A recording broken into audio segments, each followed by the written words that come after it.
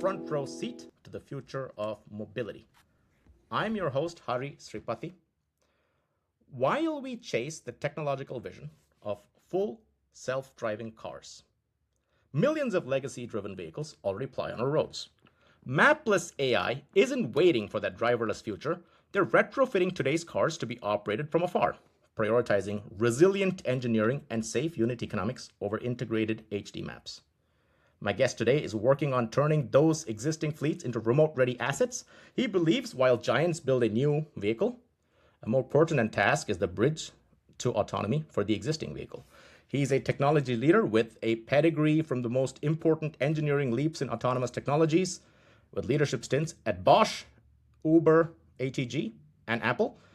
Please welcome the CTO of Mapless AI and a pioneer in open road remote access, Jeff Johnson. Jeff, welcome to the show. And I want to ask you a fairly, maybe a layman question, which is you describe yourself as one of the pioneers of open road remote car access for legacy fleet. How does this work, and why are you called Mapless? Great question, and thanks for having me. Glad to be here.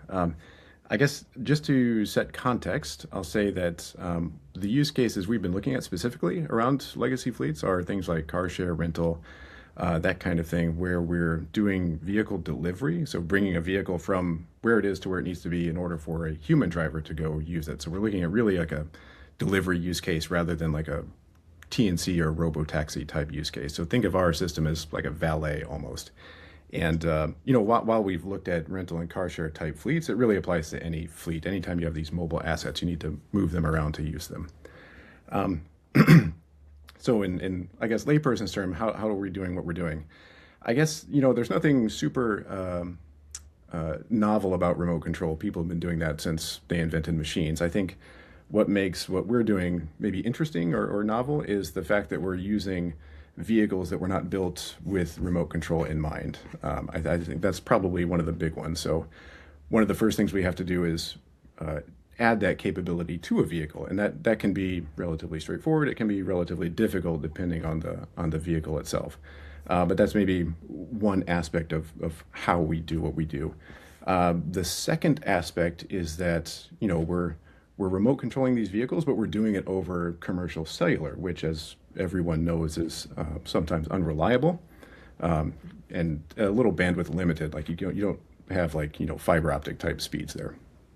So that's a big part of the considerations we're doing, and doing that requires a lot of knowledge about how these networks work and how you do data streaming and things like that.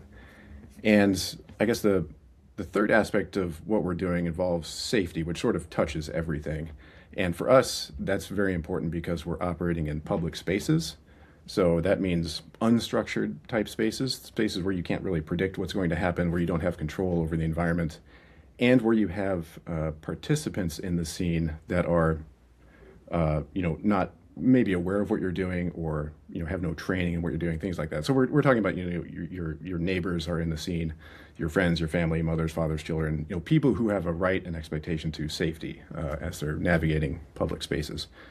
So anytime we do testing or development that involves public spaces, we have to be absolutely certain that we're not introducing undue risk into those spaces. So that's sort of the overarching theme that ties all these things together. So whatever we do, it has to be safe for use in these spaces. And I want to paraphrase, you're delivering vehicles to end users, of course, vehicles in network and bandwidth limited environments, which require some sort of latency as well.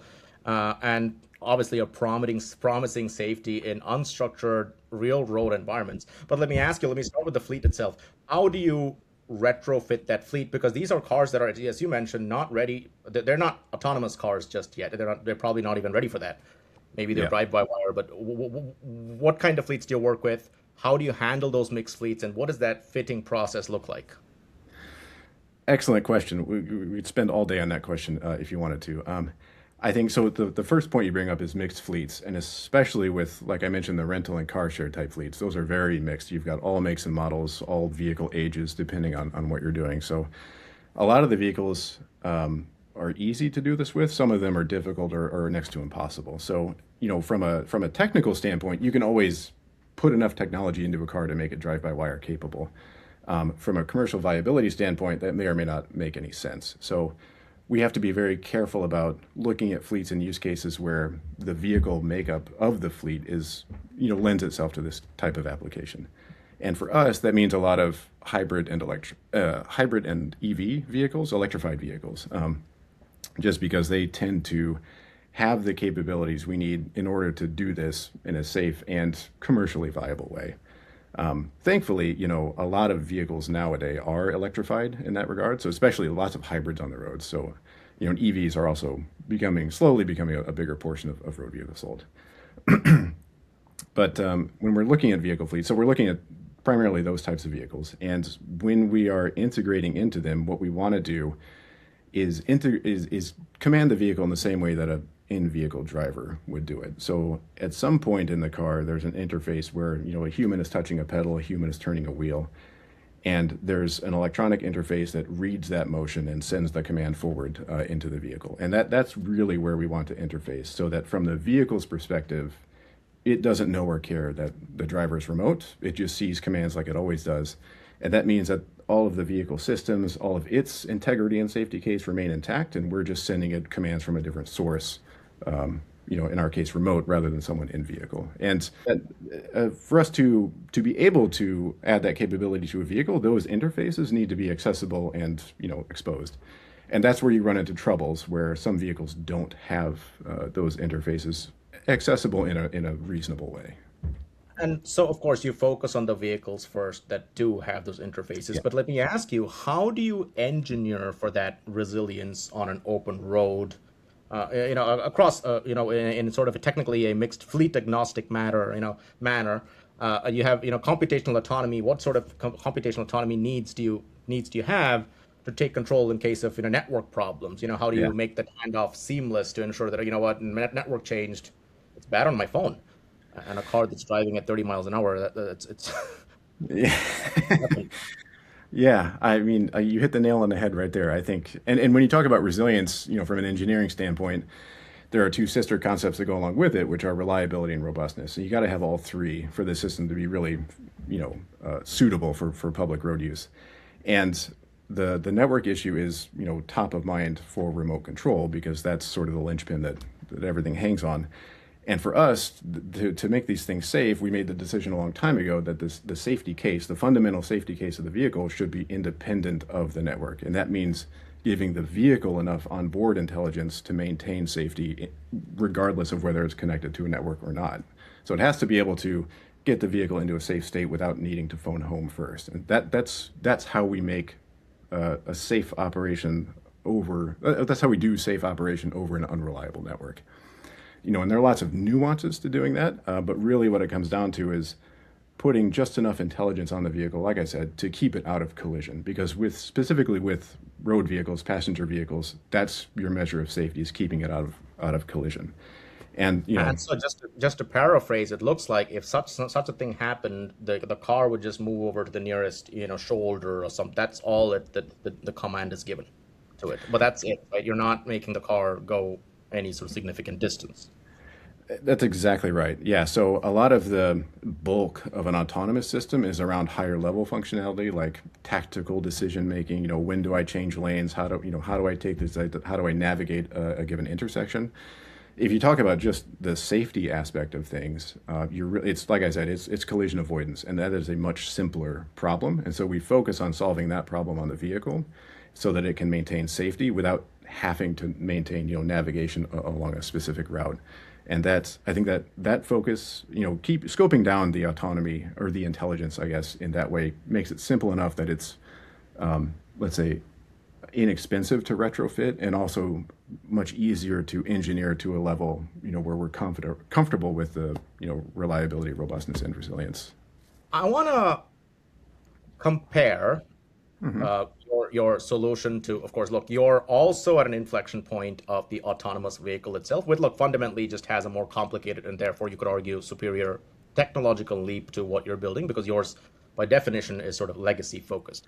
But you're competing against those fully autonomous systems, but you're also you're sort of you're in the same business of consumer trust, education, the similar regulations, and going from pilots to actual production use cases as well. Tell us a little bit about that journey. So, where are those bottlenecks happening? And you're facing the same bottlenecks as the entire autonomous vehicle industry, but Mm-hmm. you're offering something that in relative terms is probably cheaper, quicker, more scalable, but you're fighting the same battles. Yeah, it's true. And for us, I think so. First off, I wouldn't necessarily say that we're competing with autonomy. I think we're one tool in the whole suite of tools that sort of Right. enable what folks Sure. would Sure. recognize as an autonomous system. But you're right. I mean, it's from a fundamental standpoint, we have a machine that's controlling itself on a public road, so we have a lot of the same problems with regulations, with insurance, with public trust, and all that. I think in our experience, honestly, the biggest hurdles have been none of those things. It's really been the vehicle platform issue I mentioned earlier. Like, because Technological. yeah, for us, the market is limited by how many vehicles can do this, and that is determined by the manufacturers and the access they provide to the platforms. I think our experience from a regulatory standpoint has been very positive, honestly. I think a lot of the states, like Pennsylvania, where I am now, has been very forward, like surprisingly forward thinking about this, and has set out some really reasonable regulatory frameworks, similar in other states like Michigan and California, where we've talked to folks. So that hasn't been too much an issue. I mean, if anything, it's underregulated, or the regulations aren't cohesive across states, which is a Right. problem. I think insurance, liability insurance especially, is a huge issue. Like especially for us as a small company, it's been extraordinarily difficult to navigate the insurance landscape because very few underwriters want to touch this stuff, which is unfortunate. And for public trust has been a really interesting one for us, especially. So I've seen both sides of it.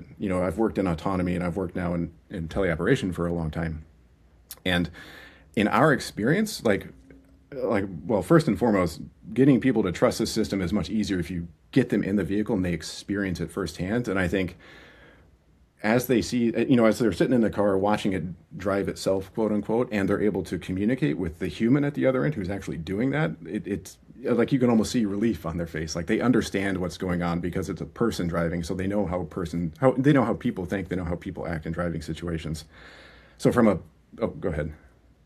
I did want to ask you a sort of side question, which was, look, there is still a human. Okay, there's a human being who is on, Hmm. let's say, on an iPad screen driving it, but there is still a latency. But you're actually effectively making the case that the case beyond safety, around, sorry, the case behind safety for all autonomous and teleoperation systems has been that, well, the machine can react faster than a human being.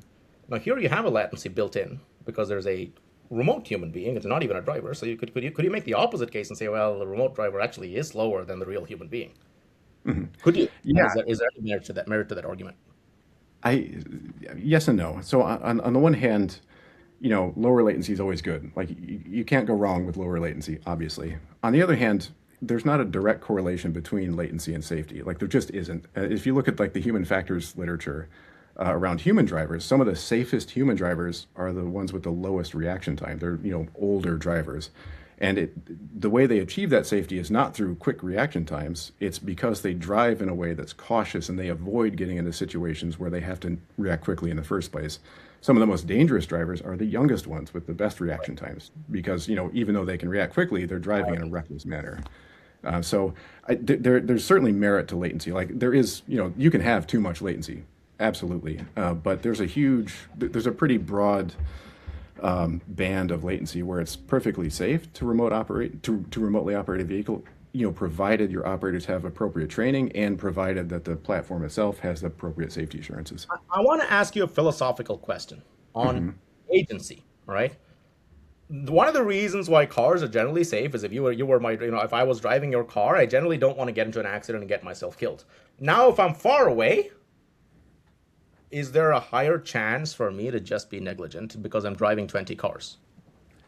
Yeah, I mean, unfortunately, there is. I mean, and that has come up, and I mentioned our discussions with like insurers and underwriters. That always comes up. What do you do about bad actors? And there are kind of two answers to that question. One is that you screen as best you can the people you hire. And FedEx and UPS run into this all the time, right? They have to get good people. If you get someone who's just intent on killing people, they're going to. Or not even intend on killing people. It was just, had a bad Just wreck day. it. Yeah, yeah. If you Just hire a bad driver, they're going to wreck the car. I mean, that's just didn't reality. look, didn't look. Oh, you know what? I just came out of the bath. I need to use the bathroom. I forgot. Oh, damn, I forgot. Yeah, yeah, exactly. And there's certainly there are a lot more call it attack surfaces in remote operation for that thing because you can get distracted at your desk. You can lose situational awareness. Exactly.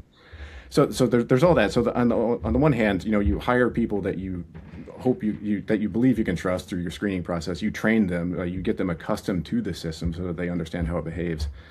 But then the final piece to it is this on vehicle system that is essentially the fallback driver, so that even if someone falls asleep at the wheel and they drive into a wall, the car will stop itself before it hits the wall, right? So Got it. those are the pieces to it. But let me ask you a simple question, maybe a factual question, which is on the other side of it, on the remote control panel, is there a way to prevent any distraction? I mean, or if I'm just watching something else, a movie, Oh and then yeah, also, you know, yeah, that's absolutely. Yeah, totally. I mean, there's all kinds of driver monitoring technologies that logistics companies are already using. Like there's your Amazon, Walmart. You're now making the driver drive on a laptop or on a screen. Yeah, I got to build a driver monitoring software for that screen now and say, okay, you need to look at your room and Yeah, ensure I that mean, you're not watching TV, you're not watching, the Rangers on TV on the other side of it. yeah, yeah. Well, I mean, a lot of this stuff works by eye tracking, right? They see where you're looking, Got it. and there's no reason you can't do that at a desk, at a screen, right? It's you just take the same equipment and put it there. I mean, there are going to be little differences, but I think that the idea of monitoring the driver is definitely important. And with the kinds of equipment we have built into these vehicles, you can do that in a much more fine-grained way because you have, potentially more precise data about how the vehicle is moving. That's a So you fair can, point. yeah. Eyeball monitoring is a very pertinent point. But let me push you on that as well. Look, Mhm. you're building remote operators for driving as an occupation, of course. Do you foresee this concept of remote operations to enter into, let's say, new markets around the fleet itself? Let's say cleaning or maintenance operations and mechanics. And what would that take? And is that even feasible at this point? Yeah, I mean that comes up all the time. Where I mean, like one of the big call it backlot use cases we've talked about with fleet owners is fueling and maintenance and service and things like getting vehicles to and from dealers for service is a big one.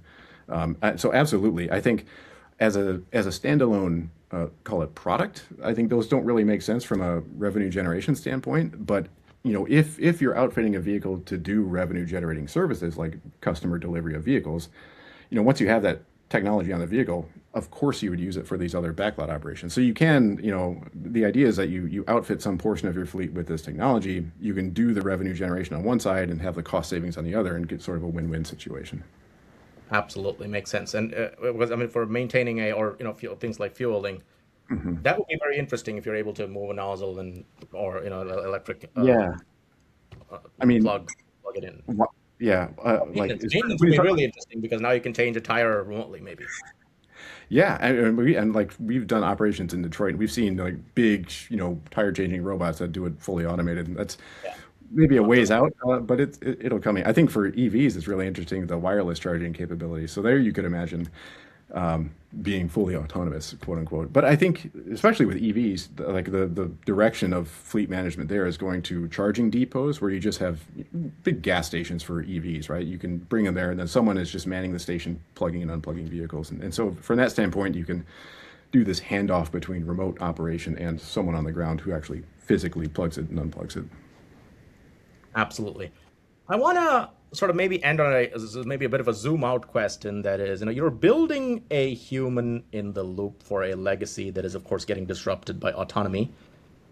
But do you eventually foresee a driver becoming optional fallback, or do you think that this is really a parallel build that is an essential component of any autonomous system? In a sense, is a driver always going to be necessary, or are we just building the bridge towards obsolescence of the driver? That's a great question. You could see a future, 100 years from now where nobody's driving these This vehicles is on really a. 100 years. We're thinking 10, maybe 15 now at this point, right? Yeah, I think remote human fallback is going to be a reality for at least 10 or 15 more years. So from that standpoint, I see it as a core component of the autonomy suite, call it that way, because there are always going to be situations where even if you could train an autonomous system to handle a certain situation, maybe it just doesn't make sense from a cost standpoint, right? Because they're like navigating a tight parking garage, tight parking spaces. Like you could just let a person do that, and they can do it much more fast and efficiently than an autonomous system could, even if it can at all. Or navigating to and from curbside at an airport is notoriously difficult for an autonomous system, but humans can do it very quickly and easily. I think just from a cost benefit standpoint, there are benefits to putting a human in the loop for certain things, even if the autonomous system can do it on its own. Absolutely. Putting a human in the loop, as long as the autonomous system cannot do it on its own. So as we've seen with Jeff today, the future of mobility waits for, while the future of mobility waits for software to solve the world's driving challenges, Mapless AI is building that rigorous engineering of the open road as it exists today. Jeff certainly feels that the human in the loop isn't just a safety net. It's going to be a foundation that bridges the gap between legacy hardware on the autonomous future for at least the next 15 years. And they're prioritizing resilience over maps and economics over hype. We're witnessing a fundamental shift in how we define a driver. Thank you, Jeff. And I wanted to say this has been Disruption Drive, and see you all next episode. Thank you.